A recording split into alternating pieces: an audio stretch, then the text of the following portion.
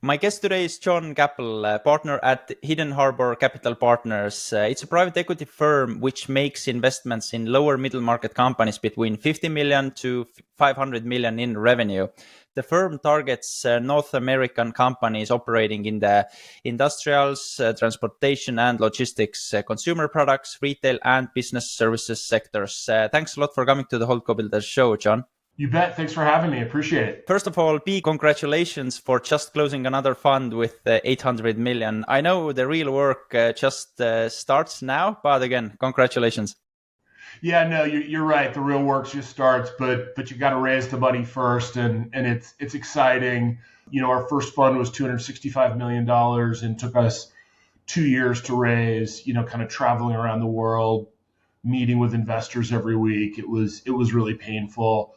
We then raised 465 for our second fund, very successful, and now 800 for our third. So it's been great to grow. We've had a ton of success. You know, I tell people success is a problem in and of itself, by the way, but it's been a lot of fun, and really looking forward to the next chapter here. I have five great partners, and we got a great team. We have a team of over 45 people, and they're kind of critical to everything we do. And everyone's role is really important. So appreciate the thought and excited about it. So thanks. Okay. By the way, you're an excellent person to talk to because you're a member of the investment committee and responsible for all key aspects of investment process, including sourcing, transaction execution, and portfolio company oversight. But before we are getting into all that, a little bit about your journey as an investor, as an entrepreneur, can you tell us about early days and everything post-graduation? Yeah. So graduated from college. I became an investment banker. This was way back in the day. So I graduated in 92. I think I'd read Barbarians at the Gate and got all excited about it. Ended up working at a firm called Alex Brown and Sons, which is no longer in existence. It was bought by Bankers Trust and then Credit Suisse, but did investment banking in San Francisco, primarily actually biotech, if you can believe that. But really enjoyed it. Had kind of a 2 year run there, learned a ton. I then went and was a CFO of a startup. And this was sort of before people were doing startups. It didn't end up working very well or kind of going anywhere, but got some good experience. Went back to business school, went to Wharton. So that was an awesome thing. And then after business school, I sort of didn't know what I wanted to do. And so I got a job in consulting, which I think is what people do when they don't know what they want to do. I worked at Bain & Company for 6 years, spent a lot of time I had a bunch of corporate clients, but a lot of time with private equity firms. And so everyone from folks like the Carlyle Group on down to some lower middle market firms, and really, really enjoyed working with private equity. Very smart people. This was back in the days where we were doing strategic due diligence for private equity, and Bain obviously kind of invented that product.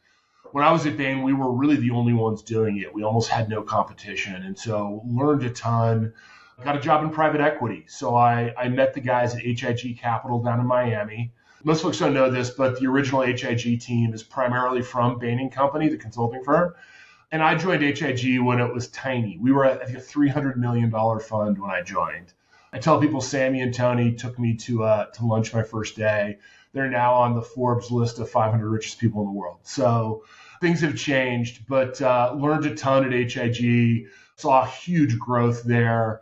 And, you know, it had grown so much in the 6 years I was there that I was sort of buried a couple levels below, got an opportunity to move up as a partner to a firm called Comvest Partners up in West Palm Beach, was there for 6 years, invested a very successful fund four there, helped them raise fund five, and then decided to strike out on my own. So about 8 years ago, founded Hidden Harbor with two partners and another principal level guy who's now my partner as well. And, you know, originally our whole idea was, I really had this view that at both HIG and Comvest, the way it worked was every partner sort of ran their own portfolio companies and they sort of did it their own way. And that never made much sense to me. It sort of struck me as, hey, shouldn't we have a bunch of standard like as an example, management incentive plans? Why do we have 10 different ones? Why don't we just figure out one that works and use it?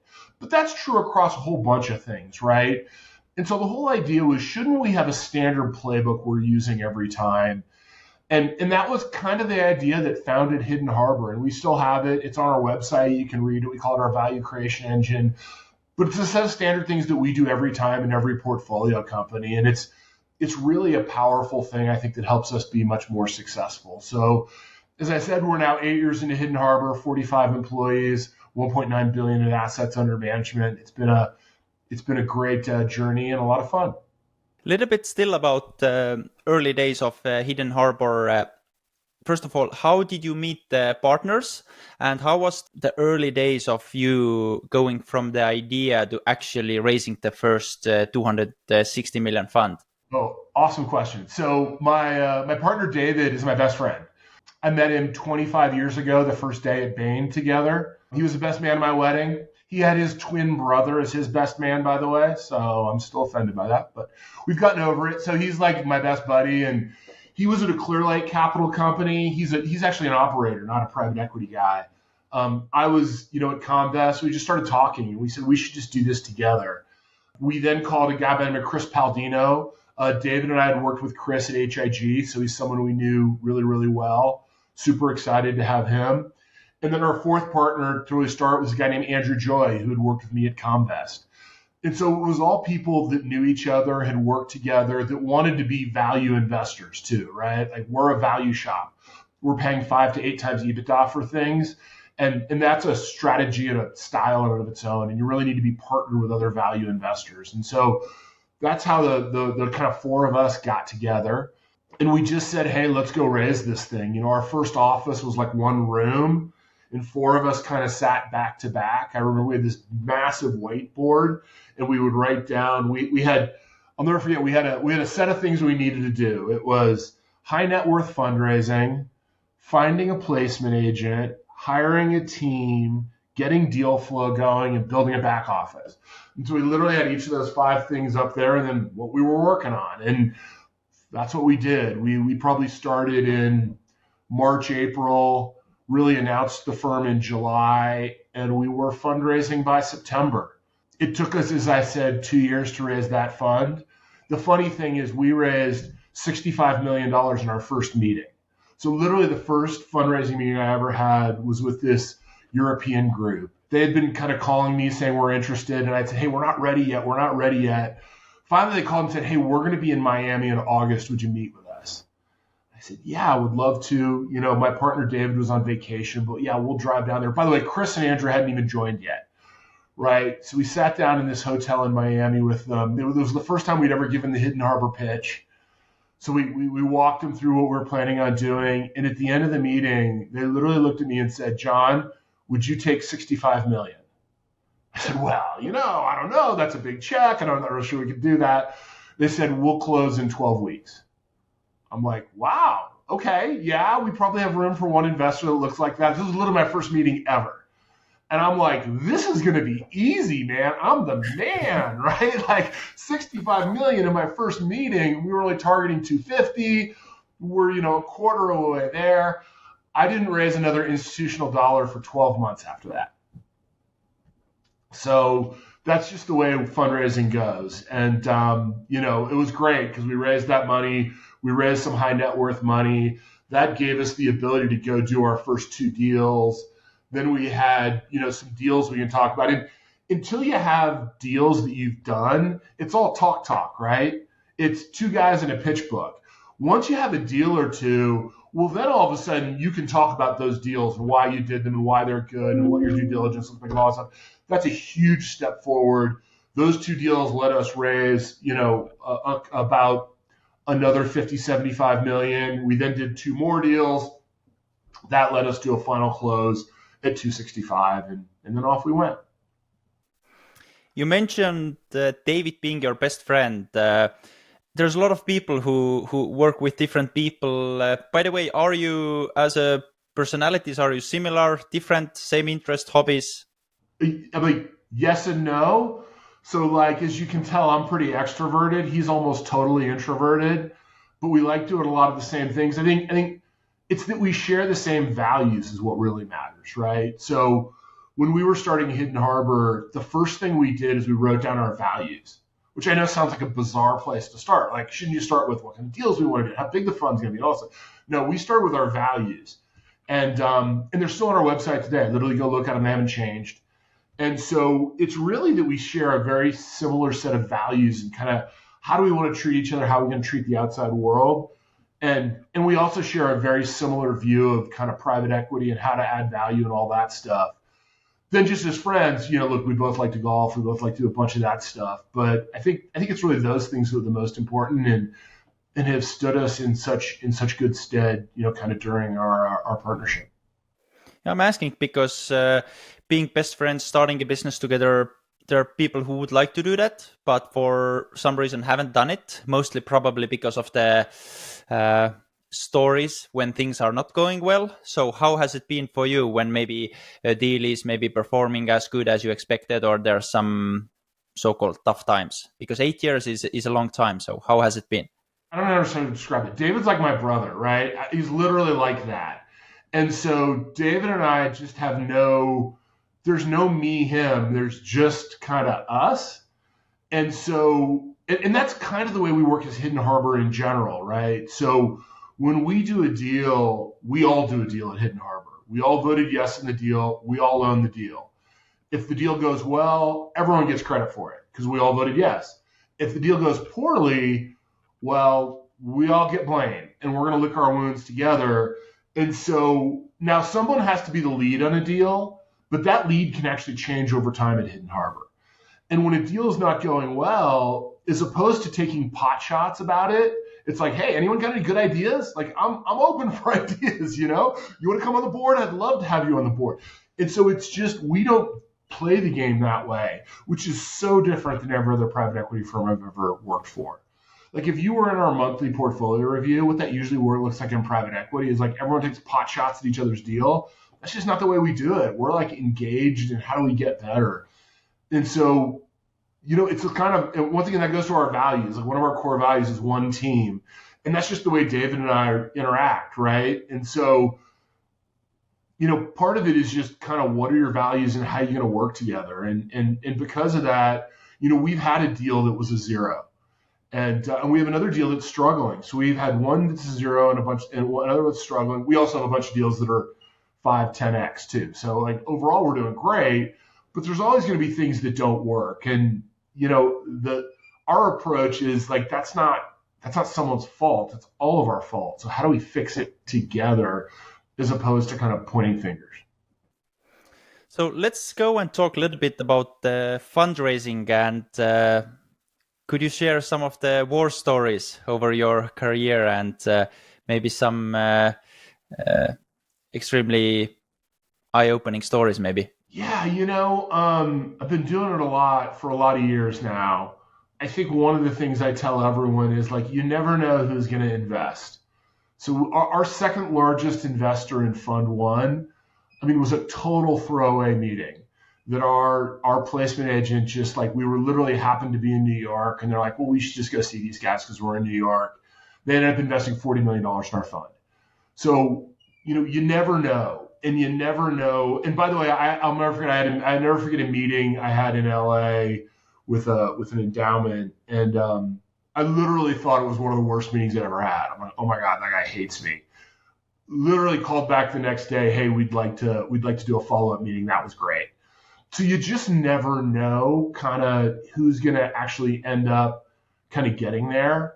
I think that my advice for people that are fundraising, I have two key pieces of advice. One, I think the more you can disclose, the better. Like LPs are really looking for people who are very open and honest. And so if you saw our fundraising deck, we tell them everything. Here's how we value everything. Here's how we do everything. It's all just there. And so there's nothing, literally they don't call me for anything. So we just tell them everything. Two, you have to have a really good articulation of your strategy and why it's repeatable and why you're going to make money. And hey, we're a bunch of smart guys, isn't it? So like, what's your strategy? What's your process? Why is that differentiated from the market and why are you going to make money consistently? I was just at an annual meeting of one of our investors. And one of the things he said to me is like, the thing I like so much about you guys is like, what you do is so straightforward. And you can describe it. It's like everyone understands what you do. It's really hard, but it's very straightforward. And then when I look at your portfolio, it's not like you say you do A, but it's really B. It's like you literally do exactly what you said you're going to do. And I think that's kind of the key to fundraising. But look, it's a tough fundraising environment out there right now. You've been in this for a long, long time. I've heard stories both from private equity, venture capital, that there has been people who pretty much keeping eye on you for years and years and years, maybe not investing on your first fund, maybe even not on your second, but they see how good you are. Again, you're building this relationship. They see you as a human, as a business owner. They see your values, and then fund three comes and boom, they're all in. So what has been your experience with relationships, building them, maintaining them, all that? It's exactly that. So we just raised a new fund. We probably brought 10 new investors in. Three of them I met with multiple times for fund one, multiple times for fund two. And by the way, these are like big blue chip, investors that everyone would know. And so it really is. And I think a lot of private equity guys tell their placement agent, like, hey, I don't want to meet with someone that isn't going to invest. I don't want to waste my time, blah, blah, blah. I tell my placement agent, I will meet with anyone. Even if there's no chance they invest in this fund, if there's some chance that at some point in the future they would be a good LP, I am happy to meet with them. I will never, sort of come down on you for a meeting where they don't invest or they're not really all that interested. Like, that's okay, because it's a long time. By the way, one of the investors that just came in was an investor of mine at Comvest 15 years ago. So these relationships do get built over a long period of time. And I think the question is, do you do what you say you're going to do? And that's the way you really build relationships with investors, is telling them what you're going to do and then doing it. Like we talk a lot about how our strategy at Hidden Harbor has gotten more focused over time. Like we've really honed in on what the best Hidden Harbor deals are. But every deal we do today, like, would have fit with what we put in our very first pitch book. And so that whole idea of doing what you say you're going to do, I think is really critical and a big part of developing those long-term investor relationships. You've been in this game for a long, long time. How has the fundraising landscape evolved over the years? It's gotten a lot bigger. So both private equity and the LP universe have both gotten a lot bigger. So a lot more money is getting raised. There's a lot more private equity firms. I think folks have gotten a lot more professionalized as well. So I think you're getting better and better questions from your LPs that really know what they're looking for. And I think that's generally a good thing. I think the biggest change has been over the last 2 years. So the fundraising environment of the last 2 years has gotten radically more difficult because interest rates are up, multiples are down, people aren't selling things. That means LPs aren't getting money back. That means they struggle to invest more money in new funds. So for the first time in the 25 years I've been in this business, LPs are getting much more picky and selective. They're re-upping less, and there's a lot less money for new relationships. And so that's meant that the fundraising environment is very, very challenging. I think what you're seeing out there is a very bifurcated fundraising market. The best managers are still raising money very quickly. We raised money in 4 months. And, we had probably 2x, kind of demand than sort of the size of the fund that we wanted to cap it at. On the other hand, you're either in that scenario or you're in it's taking 2 years to raise a fund.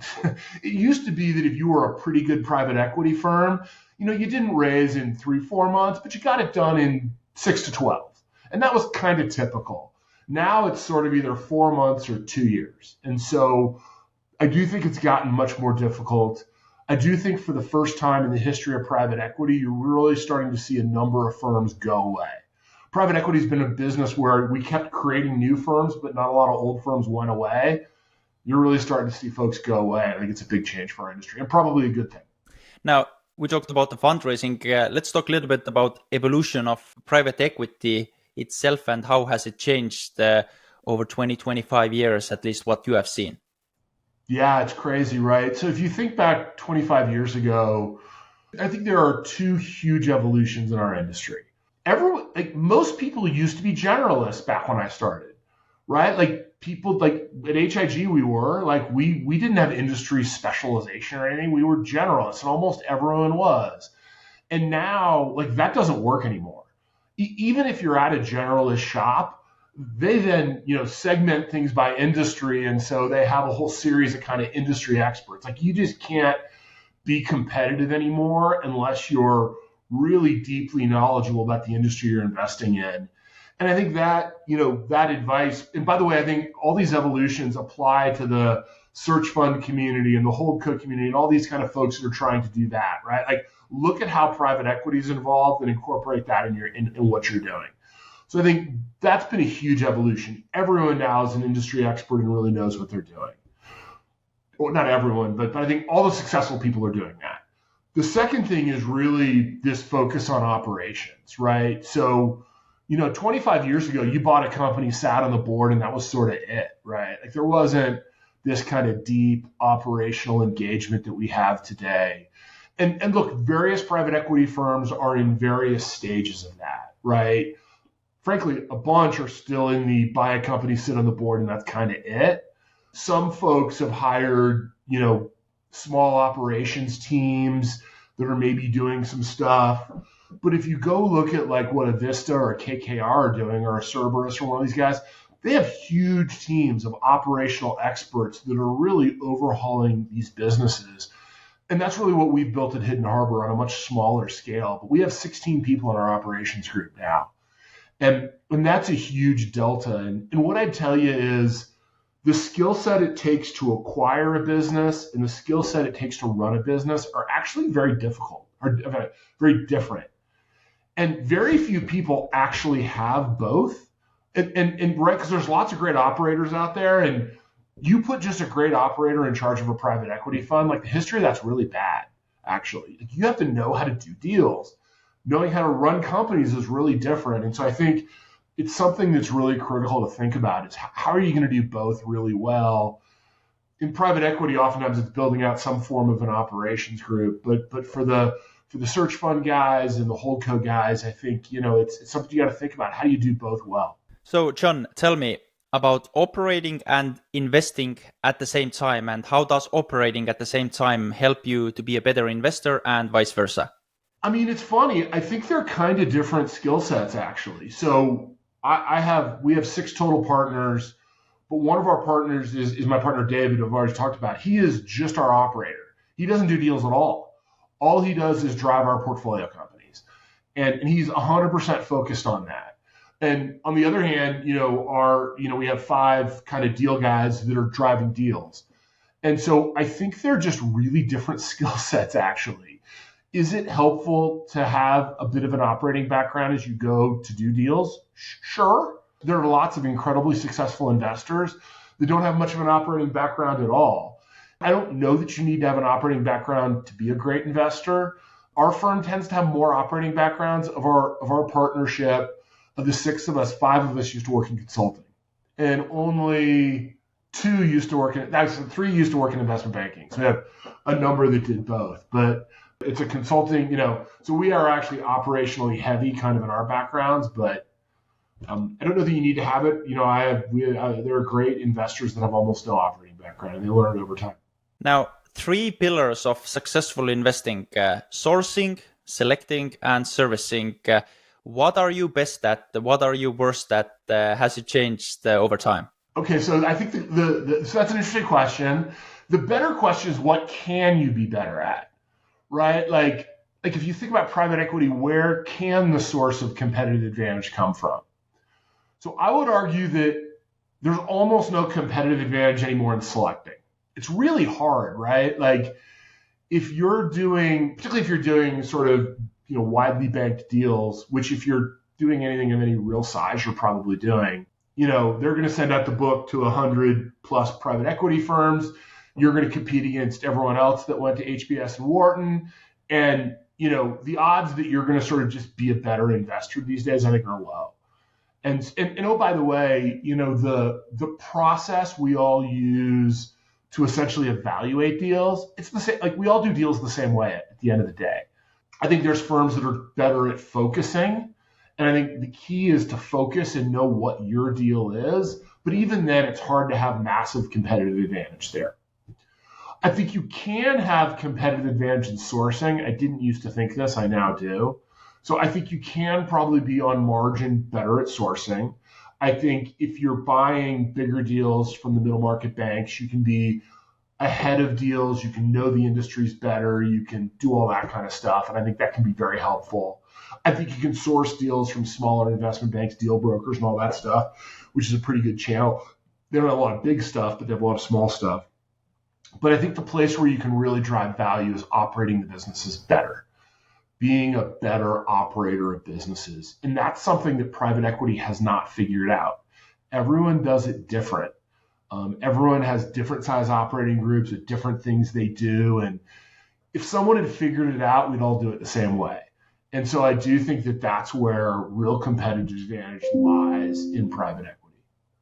Now let's talk a little bit the type of deals and investment preferences. So what kind of deals do you typically look for at Hidden Harbor? Yeah, so we do industrials and business services. We're a value shop. We're paying 4 to 8 times for deals. So 4 to 8 times EBITDA. So we are a true value shop. The thing is, I don't want to pay, 5 times for a 5 times business. I want to pay 5 times for a business that one day can trade for 8, 10, 12 times. And you say, well, gee, John, doesn't everyone want to do that? Like, that's not exactly an insight, right? So how the hell do you do that at any kind of repeatable basis? And the answer is we're buying founder and family-owned businesses and corporate carve-outs only. So we're never buying from another private equity firm. Most of what we're buying is $5 to $10 million in EBITDA with roll-up potential. And then I'm buying businesses that have what I call fixable issues that will drive down valuation. That is typically a founder that wants to retire. There's no CFO there, so there's like some bookkeeper running the books. It's run on QuickBooks, and the founder does what I call managing by walking around, right? Which sounds awful, but it works really well actually when you're a founder, right? You know every aspect of this business. It's great. Now, at some point, it becomes unscalable. So we're buying these businesses that just aren't ready for private equity prime time, in all honesty. And then what we're going to do is we're going to bring in our operations group, our standard operating procedures. We're going to hire a team. We're going to put in new systems. We're going to put in a whole set of processes. Oftentimes, we're going to head on a roll-up strategy and buy a bunch of things and grow, that $5 to $10 million EBITDA business to 20 to 30, and hopefully sell it to, one of the middle market guys for a double-digit multiple. And that's kind of what we do on a repeatable basis. Can you share an example of a company you helped to grow big time over your experience? How much you maybe paid for that? How much you can share?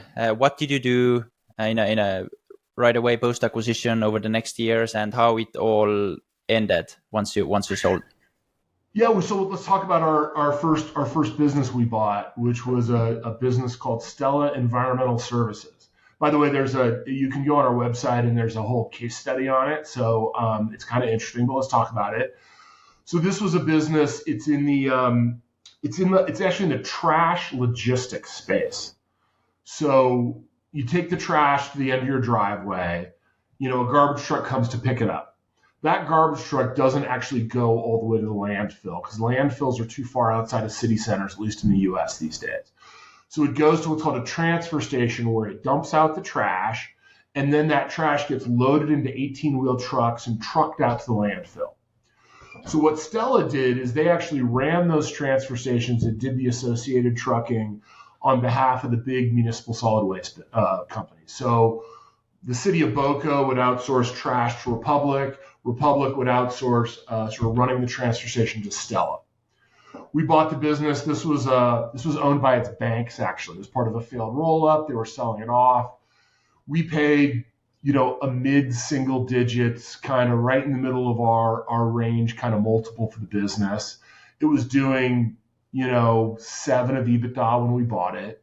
Over our ownership period, we did 6 add-on acquisitions, paying on average less than 5 times. We also grew the business organically pretty significantly. By the time we went to sell it, it was in the mid 20s, sold it to a middle market private equity guy for a double-digit multiple. Hired a whole new team, CEO, CFO, COO, da da da da da. This was a business that when we bought it was run on paper tickets. So they literally would fill out a ticket at the landfill, at the transfer station. The trucker would take it to the landfill. They'd put it in a pouch, send it to Houston every morning, and then they had like 3 people that would sit there and enter it into the computer. It was literally, we put in a whole new electronic system. So you can imagine how we just really transformed this business, right? Like what we bought was a pretty good business actually, but really only in one city, no real management team, run on paper tickets. The only track record of growth they'd had is they won 3 new stations in Omaha that were losing money. What we sold was like a sweet private equity growth engine, right? A great team, great systems, a track record of organic and inorganic growth. You too, middle market private equity guy, can buy this, add capital, and grow it from mid 20s to 50. And that's kind of what we do on a repeatable basis. And I probably have, a bunch. I could probably tell that same story just in other industries in a bunch of our other deals. Occasionally we do bigger deals, and those tend to be the corporate carve-outs. So we have a couple deals, particularly in Fund 2, that are more corporate carve-outs. What about changing the team post-acquisition? What's the statistically have been like changing the CFO, changing the CEO? How has it been based on your experience? We've done 16 deals in our history. We've put a new CEO in 13 times and a new CFO in 14 times. But just to be clear, we're not firing people, actually. We've had to fire people, unfortunately, a couple of occasions. Most of those aren't firing people, though. Most of those are the CEO, is selling his business because he wants to retire. And so they're excited when we bring the new CEO in because they get to move to a more board role and oftentimes help us in acquisitions. And most of the times there is no CFO there. And so we're bringing in a new team really for the first time, and we're doing that almost every time. Now, you mentioned in the beginning of the call that one or few deals have not been going so well and one ended up in zero. Can you maybe discuss what went wrong and maybe you made a mistake or market changed or what happened and what did you learn from this? What happened was really COVID. I mean, at the end of the day, this is a business that managed multifamily apartment buildings. And as you remember, in the middle of COVID in the US, we had this thing called the eviction moratorium, right? And so people stopped paying rent. And that didn't actually impact our business. But when an owner all of a sudden, you're not sending them a check, you're calling them and saying, hey, if you want to meet the mortgage, you got to send us a check. You lose some customers. And so it was a business that really struggled. I think one of the things we did really well, though, is one, the business at EBITDA was down by about 50%. And we were in there, we did a detailed evaluation, and we just said, look, we think this is going to be difficult to save. We could have put $10 million in and saved it, but we thought that would be good money after bad. We just said, look, we're gonna admit our mistake and just move on. It was also the smallest deal in our portfolio, so it was a little bit easier to do that, but we just did that. I think the thing we did, though, is when we went in there, it was easy just to say this was all COVID. And by the way, it really was. But what mistakes did we make? And we really spent a bunch of time really engaging on what mistakes we had made. And there were really 3. The first is we had done a really bad job hiring. Our CEO, CFO, and COO here were all the wrong people. And so it really caused us to look ourselves in the eye and say, like, what are our hiring processes? They're not working. We totally overhauled our hiring processes. We really embraced a process called top grading. Now we also brought in third-party evaluators on almost everything we do. We now have just hired our first head of talent assessment who spends all of their time assessing people we're hiring, assessing current management teams. So we've become really passionate about this. By the way, in Fund 2, we've hired so much better teams. It's just been really, really great. Second thing, this company had bad employee feedback from the start. So we do quarterly employee surveys at every portfolio company, and we have since the start of Hidden Harbor. And this company consistently had bad employee feedback. And it wasn't that we weren't working on it, because we kind of were, but we didn't make it nearly high enough a priority. And shame on us, right? We had the data. We knew this was a problem, and we didn't get it fixed. We now have a clear policy that if your employee net promoter score is below 20, fixing it is one of your top 3 priorities. And we've gotten really good at driving employee engagement. And it's a big win, because engaged employees turn over less often, they're more productive, and they're better at performing, either making products or performing services. And so it's actually a critical, important thing. By the way, if you have good employee engagement, you don't have a hard time hiring. People want to come work for you. And so in an environment where it's hard to hire really good skilled blue collar workers, this is a strategic advantage. So that was the second thing we learned. The third thing is, when we got in there, I talked to you a little bit about our standard operating procedures and how we try to do things the same way every time. This company said they'd implemented all our standard operating procedures, but hadn't really. And so we then went out and spent the next year saying, gosh darn it, every portfolio company is going to implement. At the time, we had 24 of them. And in the next year, you know what we learned? 24 is too many. No, they weren't able to digest that. So we really simplified down what we call our value creation engine to the 12 most important initiatives. Those are the 12 we do today, and we're much better today at really executing those every time. So look, we learned a lot from Wayner.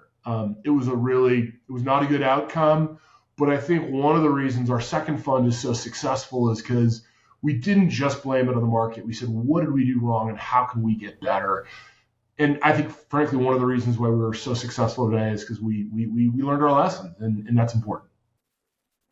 So a little bit about general insights. As you've been successful, just raised fund 3, people and investors have trust in you. They want to back you. What do you think sets Hidden Harbor apart from other private equity firms? I think we do a really good job communicating with our investors. We're extremely open. We're not afraid to admit our mistakes. And we talk to them in a very open, honest way about what we're doing. We do what we say we're going to do. So, we told them that we're a lower middle market firm that does value investing in industrials and business services. And we're going to have these standard operating procedures, and all the stuff we're going to do was in our first pitch book, right?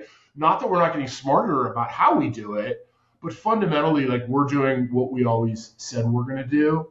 I think we're actually really good at kind of adding value and driving our portfolio companies. I mean, I don't know any other private equity firm that does quarterly employee surveys and is really good at driving employee engagement.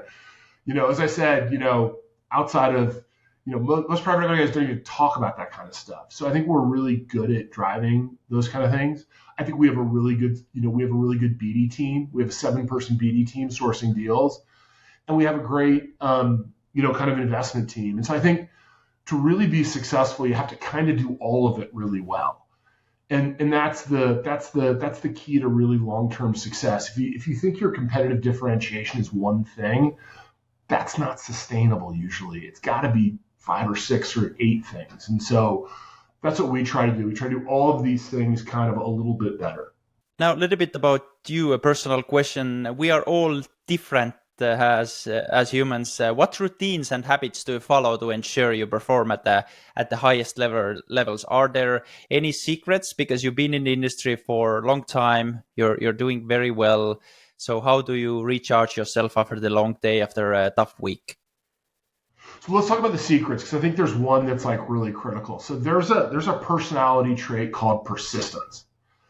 And people that are high on persistence really are very kind of structured, right? They want to do A and then B and then C. And by the way, if you change their priorities, they get all flustered. They don't like that, right? They want to just execute A, B, C. They want to know exactly what their responsibilities are, etc. People that are low on persistence love new things. They love new ideas. They're always sort of looking, they almost sort of love the chaos, right? The new idea, the thing they can go to. Okay, to be in private equity, you have to be low on persistence because our world is chaotic. And you get into the office on Monday morning and some portfolio calls you with something and the whole world blows up. And like, that's just the way our life works. And that's true of everyone that's in entrepreneurship, small business, all this stuff, right? We all are low on persistence. We like that chaos. And that's, and when I interview people to like work for lower middle market companies, like they're all low on persistence because you don't get in this. If you're high on it, you're working at Ford or GM, right? Where it's very regular. We're all that way. So if you're low that way, you got to realize there's pluses and minuses with that. The plus is you love new ideas, you're able to handle the chaos, et cetera, et cetera. The minus is you're not very process oriented and things are going to fall through the cracks. And so the most important thing, I think, in business is being process oriented. Create processes for yourself, create processes for your business and your team so that you're kind of consistently doing things the same way every time. You have to have a weekly team meeting with your team. You have to have, weekly check-ins with your team. You have to do quarterly check-ins. You have to do reviews every year. It's all these kind of standard processes that are actually really, really critical. And there are some like really small changes in your like personal process that can have a massive impact. Let me tell you I have a great example of this. So when we had first raised our first fund, we did our first employee survey. We said, oh God, because we didn't do it during fundraising, but we raised our first fund. I think we only had 10 people. We did an employee survey.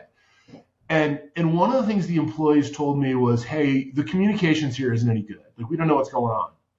I'm like, what? We have like 10 people here. My door's always open. You can just come in and ask me anything you want. How can you tell me the communications aren't any good? I'm like, but just a second. They're telling me the communications aren't very good. So maybe I should fix this. And what I did, the only thing I did is we have a Monday morning meeting like every other private equity firm. The first thing we start with now is announcements. And I announce a couple things that's going on. And then I say, does anyone else have any announcements? And usually other people have announcements.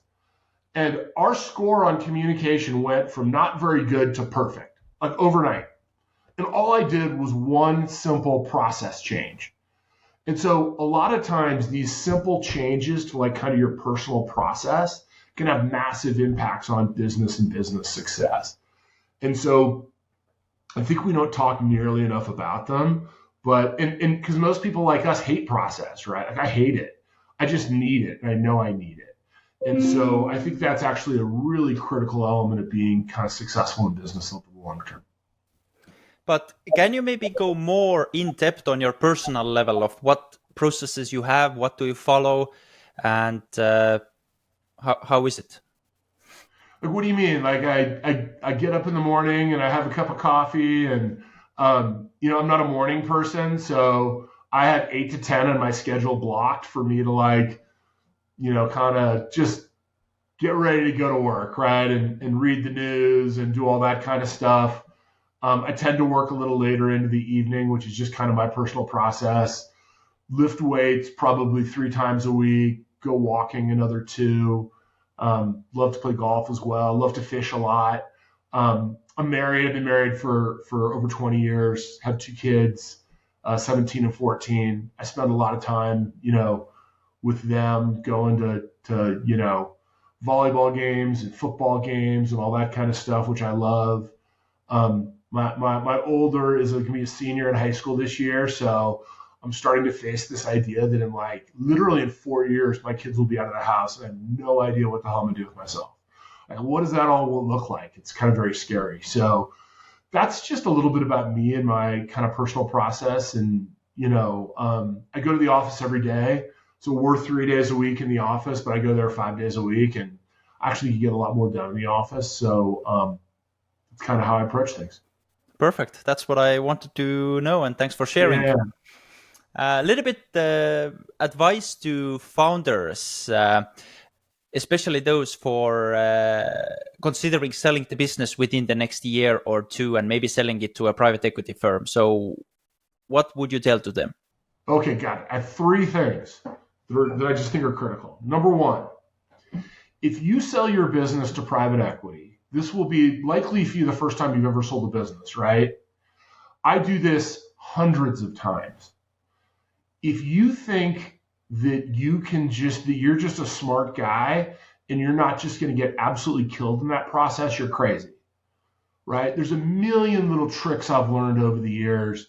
And I'm not talking about me, I'm talking about anyone that's buying your business. You're going to get killed. So you need good advice. You need a really high quality attorney, not your local attorney who's done your copy or lease and that stuff. You need a real M&A attorney. You need an accounting firm that can help you get your books and records in the right place. You probably need a deal broker and investment banker to help you navigate that process. All of these people are really expensive, offensively expensive, but you need them. When I go to sell a business, I spend enormous amounts of money. If I'm going to sell a business for $100 million, I'll probably spend 2 to 3 million on professionals. And I'm really good at this. So you have to hire good people. They're going to be more expensive than you want. And then you have to listen to them. They know what they're doing. Piece of advice number one. Piece of advice number two. In a deal process, the power always goes, as the process elongates, the power always shifts from the seller to the buyer. Because at the beginning, you have lots of buyers. And by the end, you're going to only have maybe one party you're working with. And so over that process, you're going to see a big shift in power. So how do you deal with that? There's two things you got to do. One, you got to be really prepared to move fast. Your business will not get better during a sale process. So you want to make this process as quick as you can. Two, you want to tell the buyers everything up front. If you tell me about something up front about your business, you can position it in the right way. I'm going to have to compete with a bunch of other buyers, to think of that fact in a given way. And your odds of me sort of accepting that are pretty good. If I find it late in the process, I'm going to assume all the worst about that and you have no power. And that's really hard for entrepreneurs, right? Because we all started our business by fake it till you make it, right? That's what you got to do when you start a business, right? You don't call everyone and say, well, I really have nothing, but please do business with me. No, And so it's really, really hard for entrepreneurs to do that. And so this whole idea of really disclosing everything up front and being ready to move really quickly, I think is really, really critical for entrepreneurs. And they don't do it and they don't want to do it. Or they don't, it's really against their kind of core kind of how they are.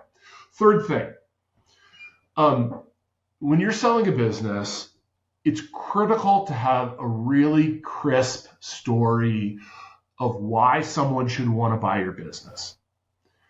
You're going to hire an investment banker and they're going to come up with a set of key selling points. Inevitably, there will be 10 of them. And you'll sit down in this drafting session and anyone that has an idea will get written down as a key selling point and you'll end up with this list of 10 things. And when you have 10 key selling points, you don't have any. Because every single one you add subtracts from all the others. Because people only have so much attention. And so what I'd like you to do when you're selling your business is come up with the 3 reasons why someone should want to buy your business. And only 3. And the reason why you do 3 is actually people can keep 3 things in their mind at once, but not 4. So it's actually 3 is the right number. And maybe you could do 4 too, but the whole point is that forces you to say, what really is it that is going to be the thing that's going to convince someone to buy my business? And it's and then during the sale process, relentlessly go back to that stuff. And I think it's really critical to tell a good story when you're selling your business. So those are the 3 things I sort of recommend to people wanting to sell a business. Perfect. I forgot to ask a question before. I'll do it now. What is the most valuable creative skill in managing an acquired company? Is it the people management, selling and marketing, factory and process improvement, add-on M&A? So we have a saying at Hidden Harbor, people plus process equals performance. And so it's about hiring a great team and then putting in the right processes. And so everyone talks about hiring a great team. The question is like, how do you really know you're doing it? Are you really measuring it? All those kinds of questions. And that gets back to this employee net promoter idea. But then it's really all about processes. And so the best run businesses have really good kind of consistent processes that they use. And so I actually think that's the most important thing. There's then a whole bunch of functional skills, whether it's selling or manufacturing or whatever. And every business is different, and which of those matter is going to depend upon the business. But the thing that always matters is the people in the process. John, we've talked a little less than an hour. You're very excited about the private equity. You look very happy. My question, what do you truly enjoy the most of your job? It's creating these kind of business success stories. So that's what's really fun is when you buy a $7 million business run on paper tickets and you build it into this really cool kind of growth engine. Everyone at the business is pumped up to go to work because they know they're winning in the marketplace. Like, that's fun. And by the way, it's the same thing in building a private equity firm, right? Like, it's fun to build Hidden Harbor, to recruit a great group of people that love coming to work every day. And that gets me excited every day. And so that's what I'm passionate about, building great portfolio companies and building Hidden Harbor. And that's what I get excited about every day. How has entrepreneurship and building the Hidden Harbor Capital Partners changed your life and changed your family life? I don't know that it's changed my family life almost at all. Right. There were probably 2 years there where I was traveling so much that, my kids would have said you were kind of not around for 2 years. I still came to all their sporting events, all that kind of stuff, but that was kind of tough. I think though, the only way to be successful as an entrepreneur is you kind of got to burn the ships. This is, who was it? One of the Spanish conquistadors, landed in the New World and burned the ships, and like, there's no going back, right? And that's a little bit of the way I think you have to think about building any business, whether it's a private equity firm or any entrepreneurial venture. So I think that's part of it. But I think in a lot of ways, I haven't really changed that much. I still like to fish. I still like to play golf. I still like to hang out with my kids. I'm still married to my wife, who I love. None of that has changed a bunch. I'll tell you, I have a lot more fun at work now. Like, I have fun every day. That's not true. That's actually not true. I don't have fun every day. There's totally painful things about what we do at Hidden Harbor and running the business, but it really is fun, and I really do love it. And it's fun to work in a place you really believe in, and that's really been probably the biggest positive. Looking back on your life and your life today, is it what you expected to be? I mean, there are, I don't know, tens of thousands of young professionals who would like to they probably would like to do it now, but especially in the future, to run a fund which has like 1.9 million assets under management. So again, is it what you expected to be, everything what you do? Like, in some ways, yes. In some ways, this is sort of what I always really wanted. But like, how you get there is like, who knows? Mm-hmm. And there were so many kind of twists and turns in my career, and successes and failures. And I think that I think all successful people have lots of failures in their life. And understanding that, I think, is really, really important. And I tell this to kids when they're graduating college. When you graduate college, you've probably never really failed before, right? You've gotten good grades, da da da da. And we live in a culture now where everyone gets a trophy, right? And you're going to go out in the real world and you're going to fail. You're not going to get that promotion you wanted. You're going to, have a deal that goes the wrong way. You're going to fail. And the people that are successful aren't the people that don't fail. They're the people that kind of pick themselves up and keep going and keep figuring it out. And as I look at all my business school classmates, a bunch of them are incredibly successful, and very few of them had like straight up into the right careers. They had success and a failure, and they kept at it and eventually found the right thing. And so I think that's the biggest piece of advice I give people: just keep at it, keep plugging away. And when you fail, you're not a failure. You just had one that went the wrong way. So go figure out one that'll go the right way and keep at it. Let's wrap up with the famous five. How old are you? I'm 54. Favorite book? In what genre? Could be both fiction, business. What comes to Uh, your mind? Probably Friday Night Lights. What car do you drive? Oh, I have a GMC Denali. Like, I don't care about my car. It's like, I think you're either a car guy or not, and I am clearly in the not category. I'm a boat guy, so I have a sweet boat that I really like, and so I could care less about my car, but I love my boat. What's the best investment advice you've ever got? I think at the end of the day, the key to being a great investor is to not fall in love. So I remember back in my days at Bain, we were doing strategy due diligence for these private equity firms, and you would get in and deliver your final report, and you could like see it in their face. They were in love. There was nothing you could tell them about their deal to make them fall out of love. I mean, you just see it. And the one thing about HIG Capital, the thing that they're by far the best at, they don't fall in love. They just don't.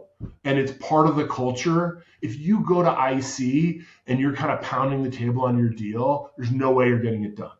You got to go to IC and be very balanced. This is what's good. These are all the risks. There are very real risks. I hate the whole idea of risks and mitigants. No, no, no, there's real risks. Like, let's talk about it and what could go wrong here. And there's always things that could go wrong. And so I think staying dispassionate, not falling in love is the most important thing. And it's also true that everyone falls in love. I fall in love. We all fall in love. It's like impossible not to. And so you got to know that and then do your best not to. And I think that's the most important thing in being an investor is not falling in love. And not falling in love with your portfolio companies either, because it's just as easy to fall in love with how great they are.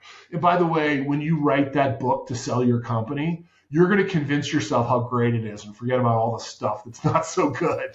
So just know that and try as best as you can not to fall in love. Know that you're going to and just be aware of it. And last one, where can people find you? Oh, I'm on Twitter, so you can find me there. I'm sure you'll link to it in this.